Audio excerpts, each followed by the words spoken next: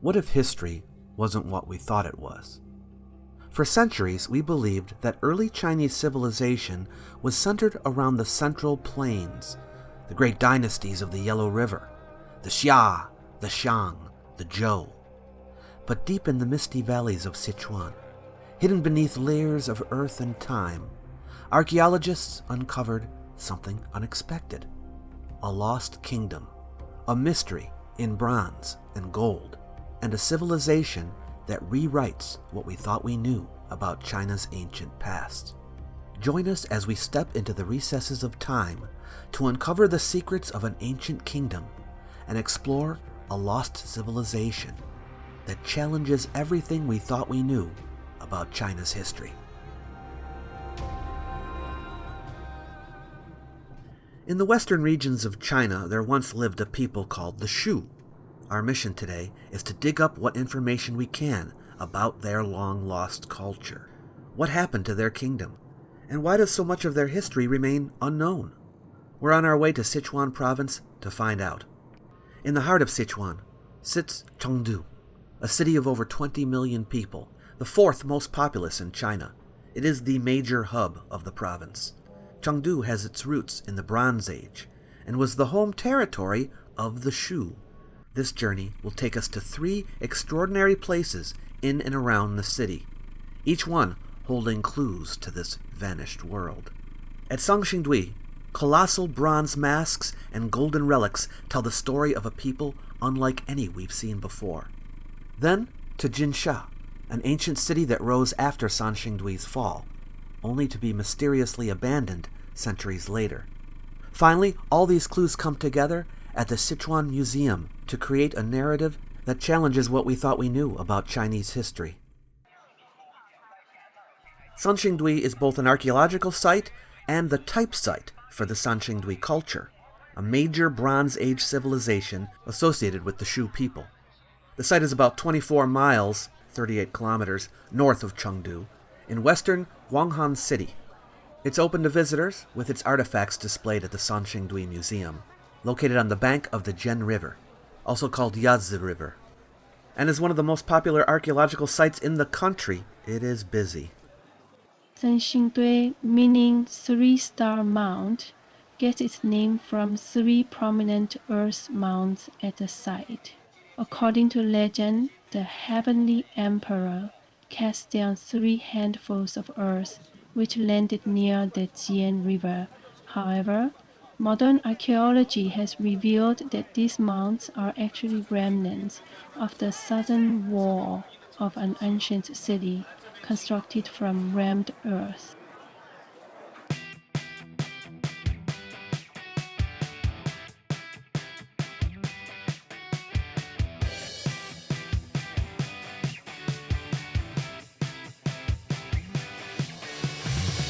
The Sanxingdui ruins cover 4.6 square miles, 12 square kilometers, making them the largest, oldest, and most culturally significant Shu site. The walled city, established around 1600 BCE, was similar in scale to the inner city of Zhengzhou of the Shang dynasty, indicating its significance as a regional power. The city was strategically built on the banks of the Yazhi River and even enclosed a tributary, the Mamu River, within its walls. The massive fortifications measured 40 meters wide at the base and 20 meters at the top, with heights ranging from 8 to 10 meters. Surrounding the city were canals, 25 to 30 meters wide and 2 to 3 meters deep, which served multiple functions: irrigation, transportation, defense, and flood control. Within the walls, the city was divided into residential, industrial, and religious districts, all centered along a dominant central axis. The largest known structure, believed to be a meeting hall, measured 2,200 square feet, 200 square meters, and was built using timber-framed adobe construction. This is amazing. It's a huge hall. There are a lot of people. So since this is a relatively new museum, many things are still under construction. I expect for English speakers there'll be more than the usual amount of English descriptions. We'll see. This is one of the greatest museums in China. It costs 72 CNY, which is 10 US dollars. The first known discovery at Sanxingdui occurred in 1927, when a local wealthy farmer uncovered jade artifacts while dredging an irrigation ditch. In 1929, another peasant discovered a bright-colored jade artifact while digging a ditch. In 1931, an Anglican missionary took notice of the artifacts and informed a local magistrate, as well as a professor of geology at West China Union University, WCUU. This led to the first formal excavation of the site in 1934, organized by WCUU. Oh, we're looking at things that were discovered in 1934 in the first excavation. They got over 400 artifacts at that time. And so that's what these initial things are we're looking at. They're all from the Shang Dynasty period. The most significant breakthrough came in 1986, when archaeologists discovered 2 large sacrificial pits containing over 1,000 artifacts, including some of the most unusual bronze sculptures ever found. This is a bronze bell. It's interesting to find a bronze bell here out in the hinterlands, you know. They have bronze bells as well. Radiocarbon dating placed these artifacts in the 12th to 11th centuries BCE, revealing an advanced civilization contemporaneous with the Shang dynasty, but distinct in artistic style and cultural practices. These are the remains of the city wall. Cross-section of the wall. Excavations continued into the 21st century. Between 2020 and 2022, researchers uncovered 6 more sacrificial pits, yielding over 500 additional objects. It's really amazing how interested the Chinese are in archaeology and their history. I mean, all of these museums, generally speaking, the nice ones anyway, are packed. Of course, today is Saturday. Today's Friday? I think today's Friday.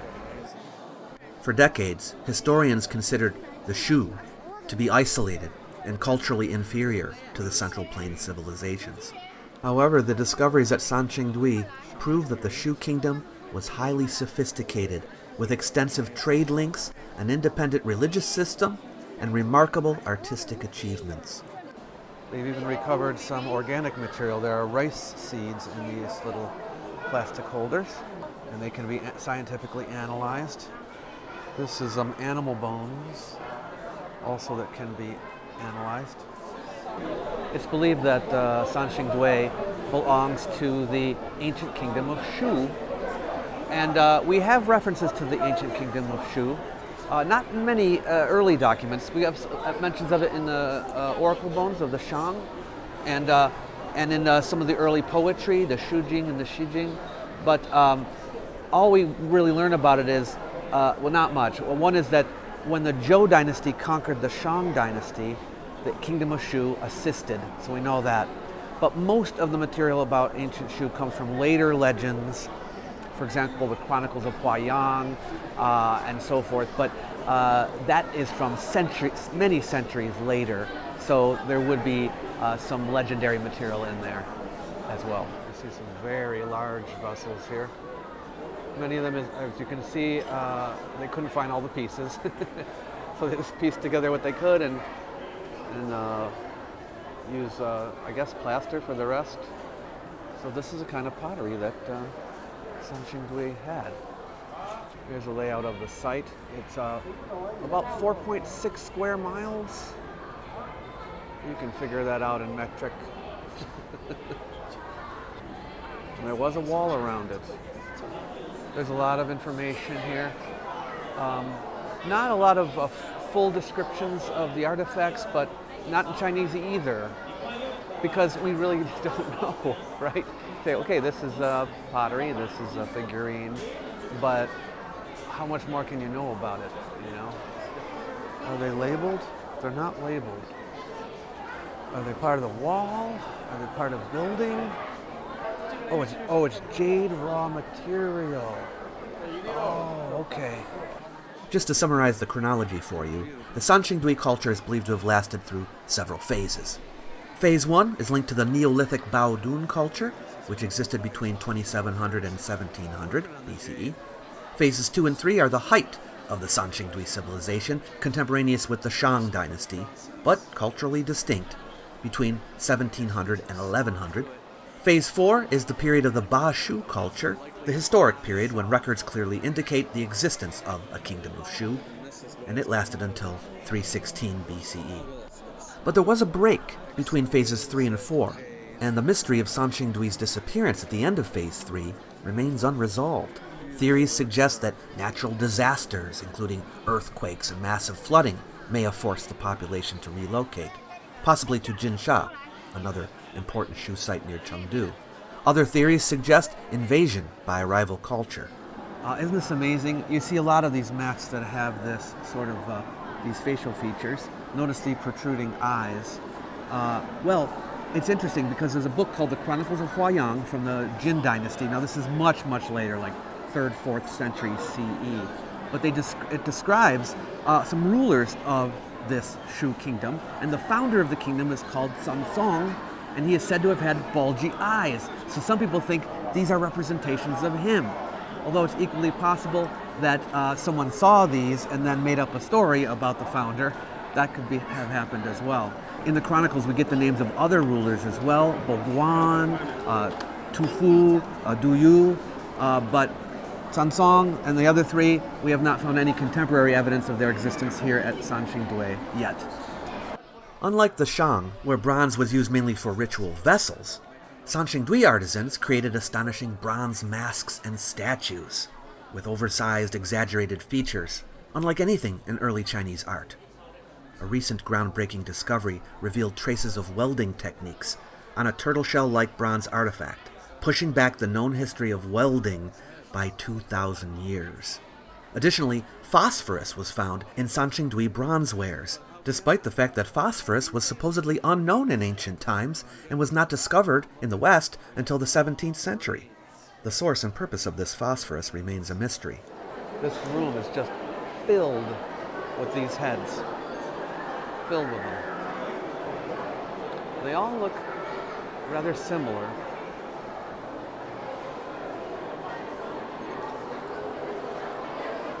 You notice there's a bit of surrealism here in the portrayal. I'm reminded somewhat of the Nok culture in Africa. They have portrayals of people that are also somewhat surrealistic. Not exactly the same style, of course, but there's some interesting similarities. And look at the designs on the garment. Now the question is, what went through those hands? A large pole of some kind. Might have held a standard or a flag, or who knows. Oh, this one's gold. Bronze not good enough for you? How about gold? Gold masks are actually not uncommon in the ancient world. You can find them everywhere, really. You had them in Egypt and Greece and many other places. Serpent? Yeah. Oh, it's a gold serpent. I think it looks more like they put it on a staff. And we have evidence for trade between Sanxingdui and many other surrounding areas, even well into the east. You can see some similarities with Shang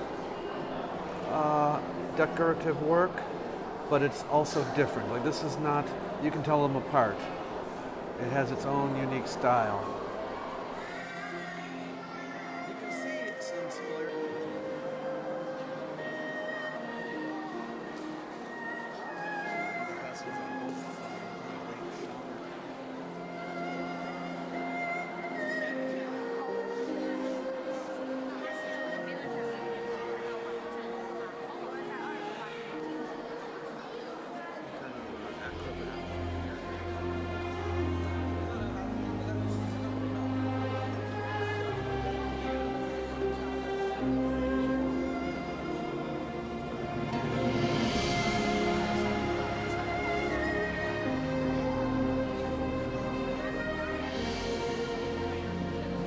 So this section is about their religious beliefs. It's interesting that they have the same objects we saw towards the east. They've got the jade zhang, they got the jade ge, they got the jade song, they got the jade bi, all ritual objects used for worshiping nature, the heavens, the earth, the mountains, the rivers, or to communicate with the ancestor spirits. Lately on YouTube, it seems people complain when you talk about religious objects, ritual objects. But it's only in the last couple hundred years that people have gotten less religious. All through history, and especially in ancient history, people were extremely religious.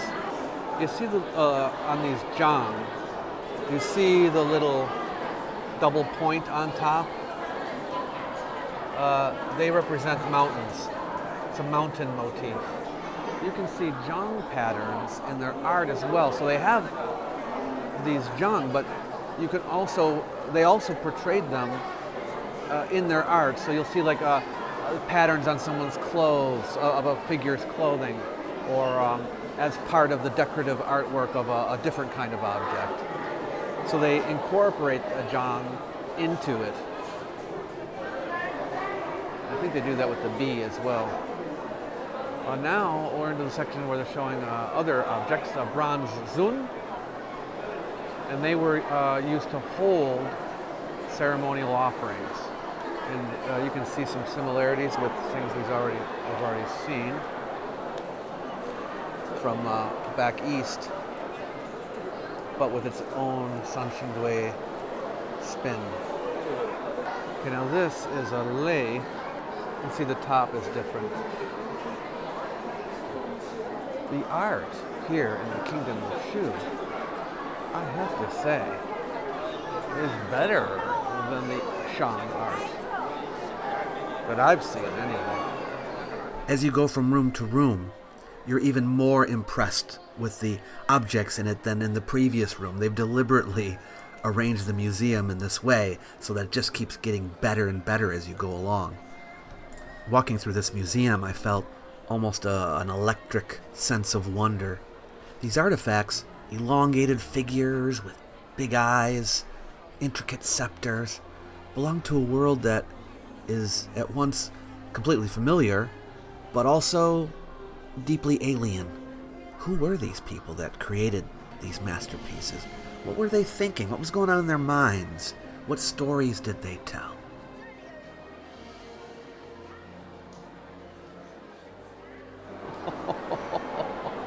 Oh my gosh. Wow, they're getting bigger. Now do you believe? This site is a treasure trove. They just keep finding more every year. Some of these masks with their exaggerated features are almost otherworldly. They're glaring at you hypnotically, like they were meant to see beyond our world. And maybe they were. The craftsmanship is stunning, beyond anything I expected. I felt a strange mix of awe and unease, like I'm standing before the remnants of a civilization that was meant to be forgotten. But here they are, staring back at me across time, refusing to be ignored. Without writing, you just have to put together the clues that you can see in the images, I don't know, maybe the archaeologists have already figured this out, but you notice how he's holding that long pole in his hands. I don't know what it is, a musical instrument or incense burner or what, but that figure we saw earlier with the holes in his hands to hold something, maybe it was something like that. Why did this culture, so advanced, so artistically distinct, just disappear? There are no historical texts to explain it, no records from later dynasties, just these artifacts, silent, yet speaking volumes. One thing I do know is that the more I see, the less I feel I truly understand. They think it represents the sun, that it was hung up and represents the sun, S-U-N, and was used in sun worship, or some such thing. Yeah, well, I think it's a precision gear for an advanced technological device. We know from ancient Chinese mythology that birds were considered messengers that bridge the gap between humans and gods. And so when you see a lot of birds in art mixed with humans, that's basically telling you that there's something divine about it. That these human figures are being connected to the divine world. So it's an interesting aspect of their art and probably their religious beliefs. Trees. We get trees, bits of trees, tree branches, tree trunks, all from their art. And tree patterns are also on other pieces of art. So but interestingly, they found a large number of fragments of these trees at Sanxingdui. And some of them include even like birds in the branches and fruit and things like that. Ornaments hanging from some of the branches, bells. So there's some kind of mythical tree that was part of their religious belief system. They're trying to show the Han Dynasty had a tree, and they want to compare. Yeah. You have to kind of vie for position to see these things, and Tina just pushes right in. I think what makes Sanxingdui so famous, and it may indeed be second only in popularity to the tomb of the first emperor, is that the site is so rich. And it's exciting because it's always in the news because they keep finding more there. It's just, there's so much wealth. Archaeological treasures, and when I say treasures, I don't mean like gold. I just mean treasures in the sense that we can learn a lot of history from it. If only there were writing. You know, the Shang Dynasty was contemporary with the Shang Dynasty. The Shang Dynasty had writing. Of course, we've only found their writing on like bones and shells. But as far as I know, nothing like that from Sanxingdui. Today, Sanxingdui and its treasures continue to captivate archaeologists and historians alike. Each new excavation brings us closer to understanding a lost civilization that once thrived along the upper Yangtze. Its secrets preserved in bronze, jade, and legend. Outside the museum, there are all kinds of vendors, most of them selling food, and so how could I resist trying one of them out? We chose well because the food at this establishment was delicious. The soup I ordered, similar to wonton soup, really hit the spot.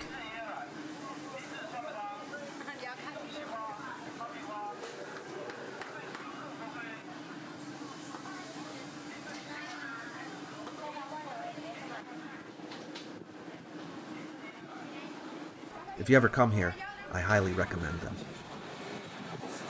A site related to Sanxingdui, and the one that appears to be its direct successor, as the chief city of the Shu people, is located right in the heart of Chengdu. That's right, Jinsha, an ancient site, wasn't found buried deep in a remote valley. It was hiding in plain sight, right in modern-day Chengdu, in a neighborhood called Huangzhongcun.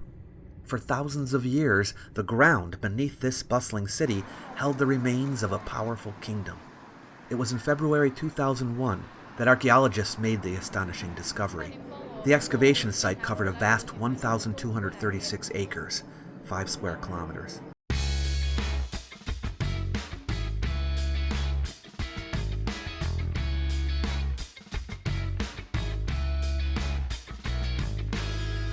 The Jinsha Site Museum was built on the very site where these discoveries were made.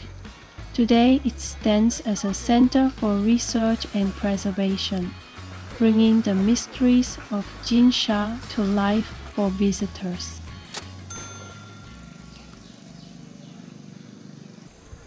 There are 2 buildings here to see, 2 museums. One is the Relics Hall and one is the Exhibition Hall. So here we are at the actual site of Jinsha here in the city of Chengdu. This is part of the excavation that has been done. You can see it's undercover now and being protected, but we're on the site of Jinsha. And this is where many of the artifacts have been found. This is very old, okay? This goes back to the 12th century to 7th century BCE. This is the Bronze Age, and it's contemporary with Sanxingdui. But this was the urban center of the Shu Kingdom, and it just goes to show that the roots of the city of Chengdu go all the way back more than 3,000 years ago. Before this discovery, many believed the Shu Kingdom was a minor isolated state, overshadowed by the Central Plain civilizations. But Jinsha, like Sanxingdui, revealed a powerful independent culture.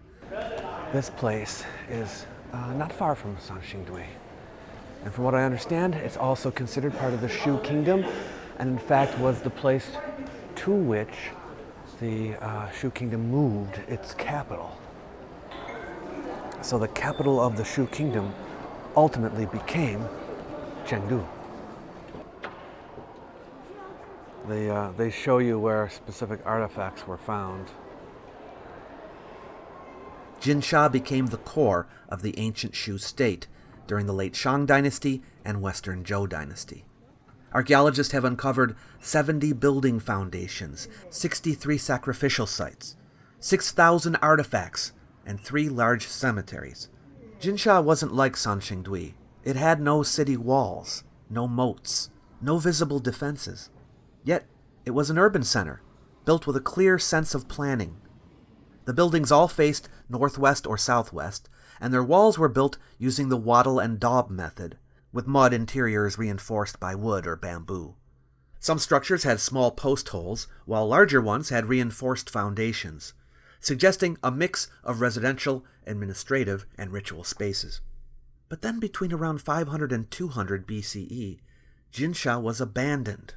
Why? Imagine a thriving city, rich with gold, jade, and ivory, then suddenly it vanishes. What happened here? Something catastrophic happened. Scientists believe it may have been a powerful earthquake, a devastating flood, or a combination of both. Geological studies reveal that the Chengdu Plain has suffered major earthquakes every 1,000 years. One of them may have leveled the city.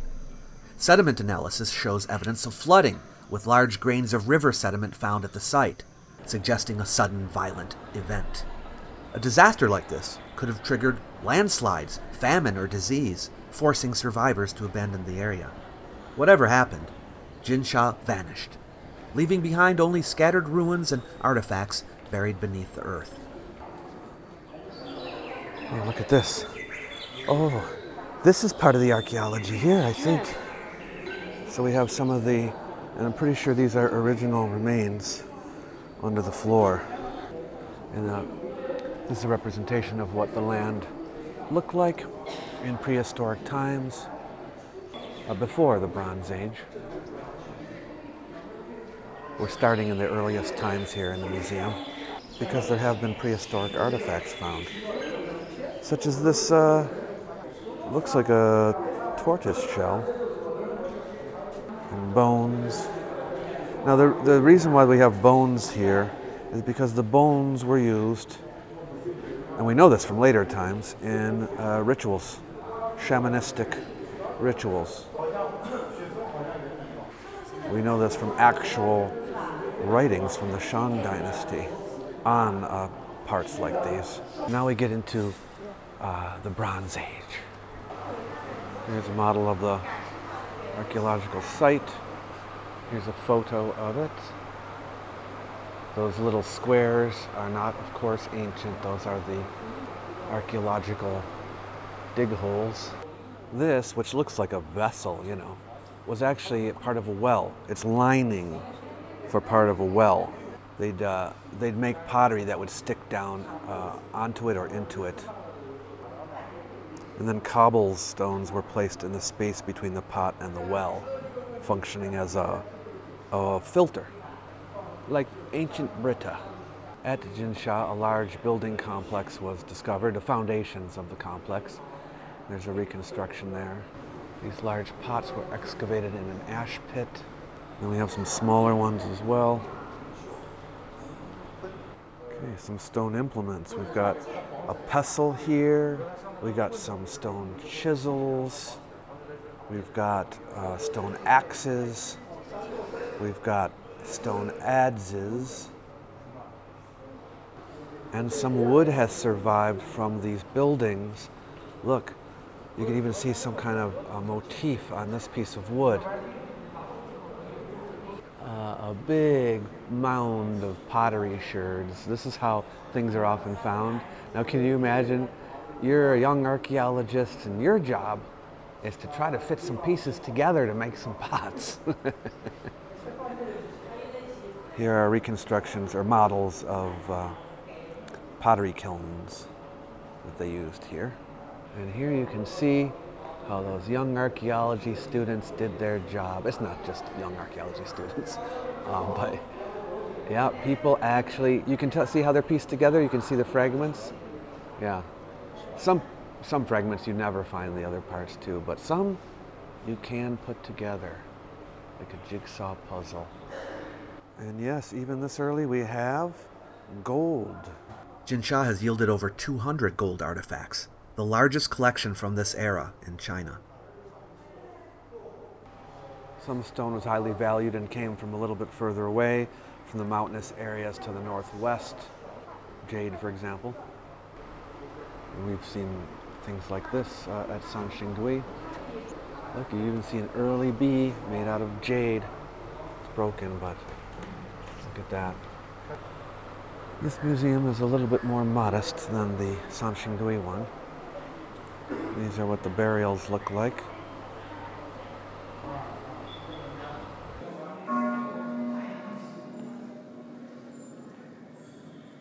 What makes Jinsha so remarkable is the sheer wealth of its treasures. This bronze figurine is wearing a gown, has a short mace and a sun-shaped crown. You can see some similarity with figures from Sanxingdui. Very stately looking. Oh, look here. Perhaps the most lifelike artifacts from Jinsha are its stone carvings, kneeling figures, stone tigers, and even coiled stone snakes. These pieces give us a rare glimpse into the artistic traditions of the ancient Shu. You know these, right? This is a jang, but this is made out of stone.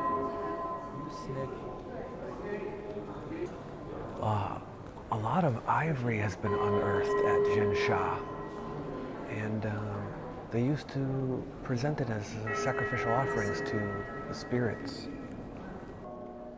Scientific analysis shows these tusks came from Asian elephants, which must have roamed Sichuan at the time. Now look at this. This is a qing. A qing, as you may know, is a chime stone, but of course this is a very early one, and it's large.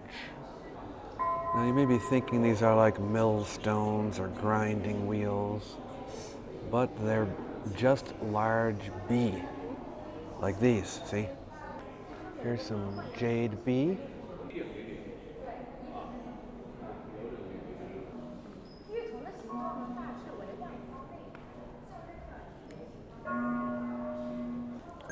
Got some jewelry and ornaments made from jade, gold.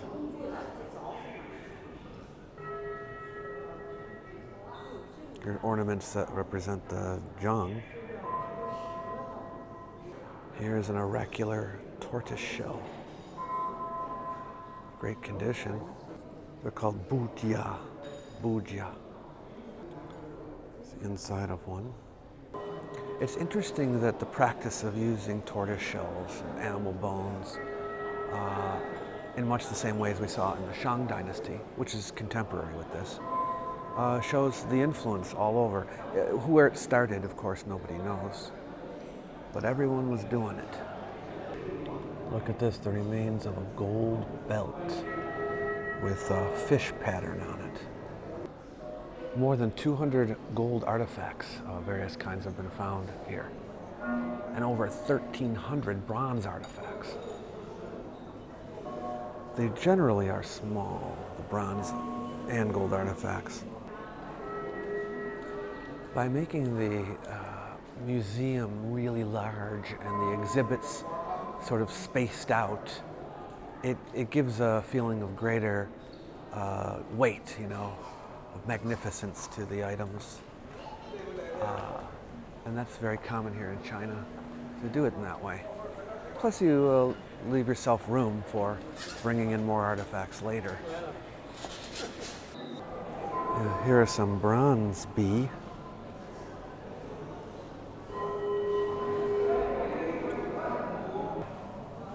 I don't know if I've told you about Zong before. They're another ritual object.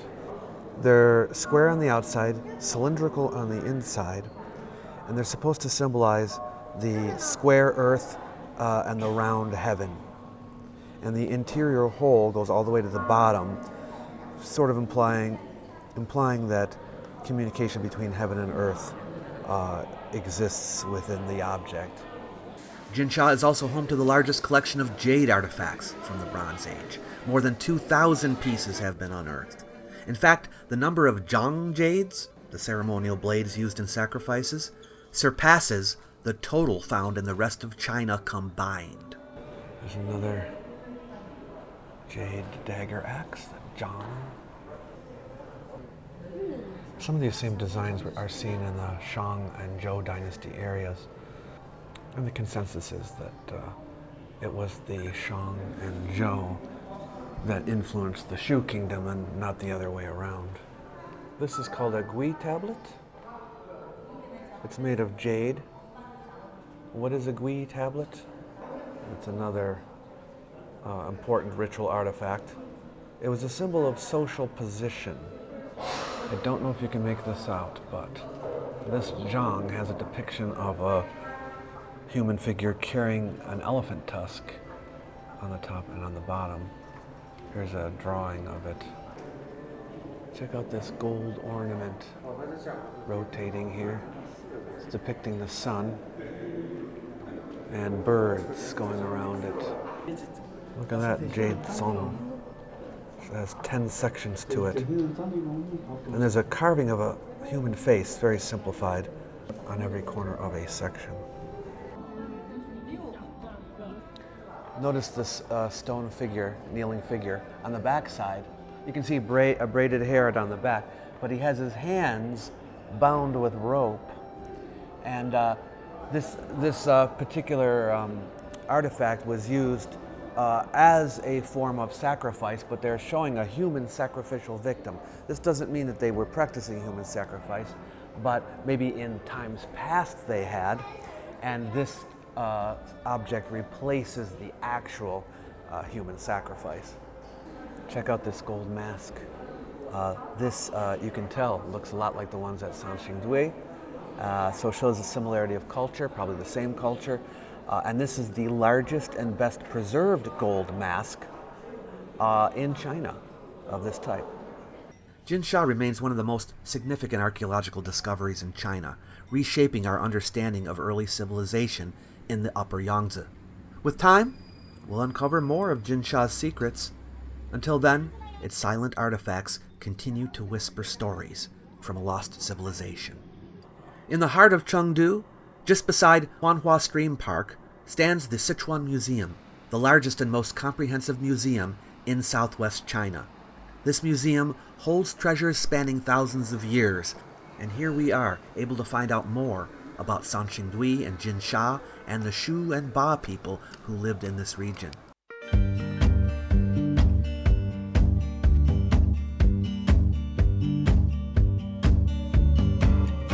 With 3 floors and 40 exhibition halls, Sichuan Museum is a place where you could easily spend an entire day.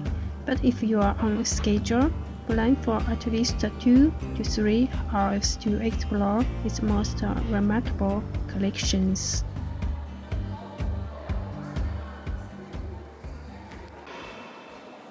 Here we are at the Sichuan Museum. We will learn all about the ancient history of Sichuan, and it's free to enter.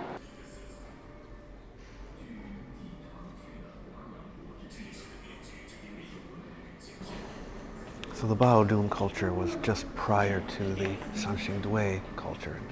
Baodun saw the first towns, but it wasn't until you get to Sanxingdui that you get a city. Sharpening the stone. Here are some of the stone implements of the time. You even see early bee, can you believe that, in the Neolithic period. Some examples of the early communal buildings.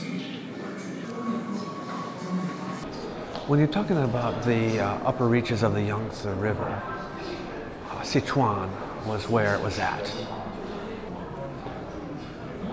More here from Sanxingdui. All from, of course, the Shang Dynasty period. Here's a bronze lei, which is a wine vessel. Pretty large. Here's an even bigger one. Look at the motifs on there. You can see some ox heads. The handles are ox heads. Yeah, they're both from the Western Zhou period. So this is after 1000 BCE, not long after that. Very early still, very early. We're looking at Western Zhou stuff right now. Keep in mind, during the Western Zhou, this area was not under Zhou rulership, but you can see Zhou influence in their art and a lot of these bronze wares. This bronze fang, or wine vessel, is from the Warring States period. This is in the pre-Qin dynasty period, right? Early times. Keep in mind here that the area of Sichuan was part of the Qin state in the Warring States period, but before that, it wasn't really part of China. It wasn't part of the early dynasties, Xia, Shang, Zhou. And here's a bronze lei from the Warring States period, another wine vessel. It has a design of battle scenes. Let's see if we can get a closer look. There's naval battles and land battles being portrayed on here. The upper layer features scenes of picking mulberry leaves and hunting. The middle layer has banquet scenes with music and archery, and the lower layer has the land and naval battle scenes.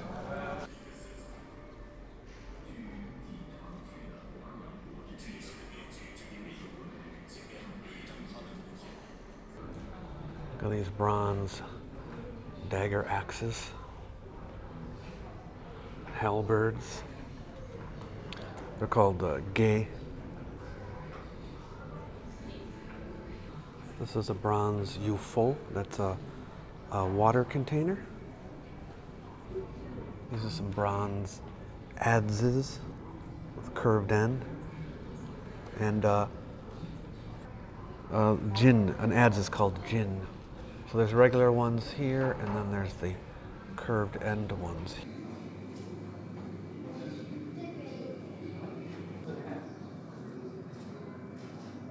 Bronze swords. Those of you who are interested in military history, the Warring States period is, of course, one of the more interesting times in Chinese history. This bronze sword has a tiger design. Sichuan's history is closely tied to the ancient Ba and Shu states, and their mastery of bronze craftsmanship over 3,000 years ago is on full display here. This is called a zheng. It's a musical instrument. Looks like kind of like a bell, but upside down. I guess it's handheld.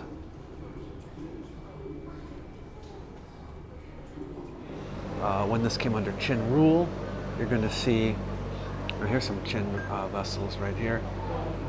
You're going to see the unification of China, of course, and then this area will become part of China. The word China comes from Qin dynasty. It's not even the word they use in China. Okay, now we're into the Han dynasty. Look at these beautiful horses. The Han Emperor, especially Wu Di, loved horses. There's some entertainers here. A juggler. And I don't know what the other guy is. He's jumping on pots or something. Dancing. Now this brick depicts a tavern. This one depicts a tavern as well. And someone selling goats. And then this one is of winemaking. We have some examples of ceramic buildings, shelters, pavilions.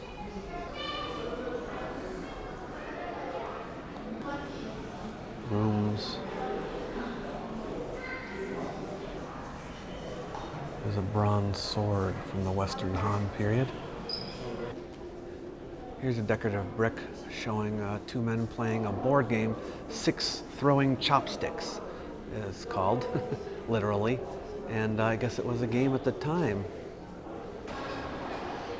I met a nice man in the museum. He's going to be retiring next year. And he could speak some English, and he talked to us. He was very friendly, told us about the museum. And there was even a guy with a video camera from the museum. And they did a little interview of us. They might put it into a little advertisement for the museum. Feng Xiang is a mythical figure. This is from the Eastern Han Dynasty. He's a ghost, you said? Ghosts are afraid. Oh, ghosts are... Ghost. Oh, he frightens off ghosts, Tina says.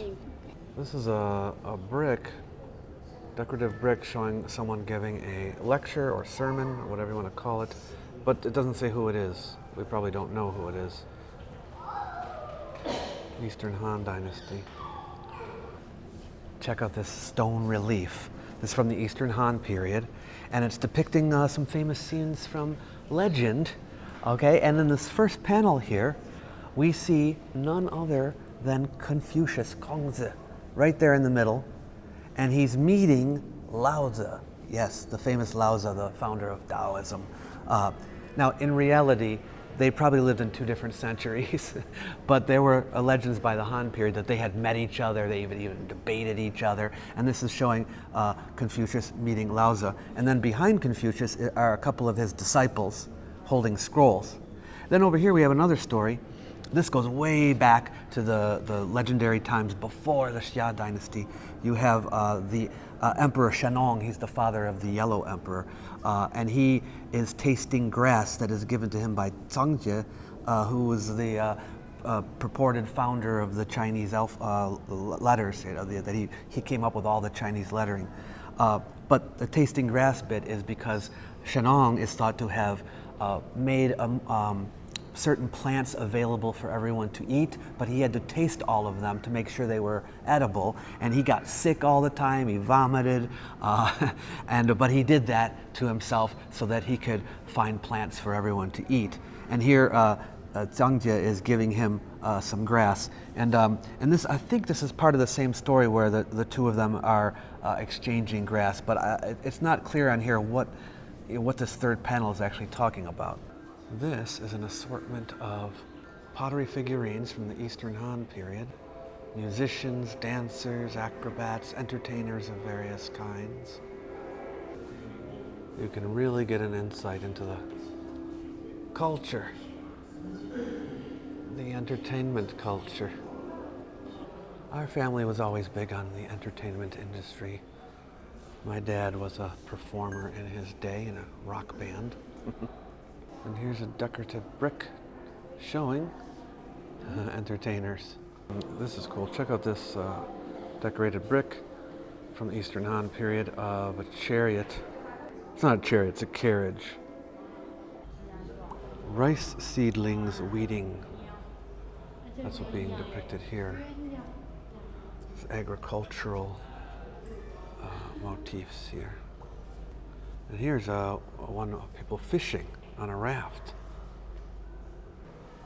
This is called the book stela. It's a tomb door, the door of a tomb. It's engraved with words on it. Now, originally, there was a figure. You see the figure of the man here? That was made on here. Then they added text over the top, and it basically lists property. The property belonging to the family, fields, cattle, slaves, etc. And then it says how much it was all worth. And then it has the names of the owners of the property. This is interesting. A figure with a shovel and dustpan. So he appears to be a street cleaner or something like that. Pottery figure. Look at these sculptures of people with prepared meals. This is from the Three Kingdoms period. This is a cooking figurine and a serving figurine. Look at this one's holding a couple of fishes. This is a stone relief depicting someone named Zhao Shiwen from the Three Kingdoms period. And this is Zhao Mai and Zhao Yuangong. I'm assuming they're from the same family. The tomb doors with animal patterns on them. Chengdu has many different kinds of restaurants to choose from. In Tina's hometown, there are no vegetarian restaurants. But here in the big city, there are several, and we found one that did not disappoint.